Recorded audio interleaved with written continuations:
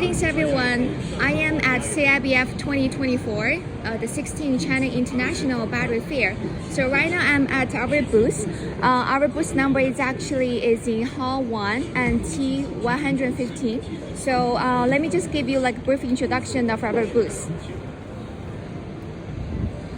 So in CIBF 2024, we provide two line modules for our audience.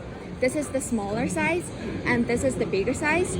This is actually our prismatic battery module production line, and this is our battery module pack line. So this is our line module, and over here besides the line, we also have like single equipment. This is our the corporate clients we have like collaborate before, and then besides the client, we also have like we apply for the ISO and the certifications. And then besides that, we also have like prismatic cell assembly line. And also if you're looking for battery parts assembly line, we also have this kind of equipment as well.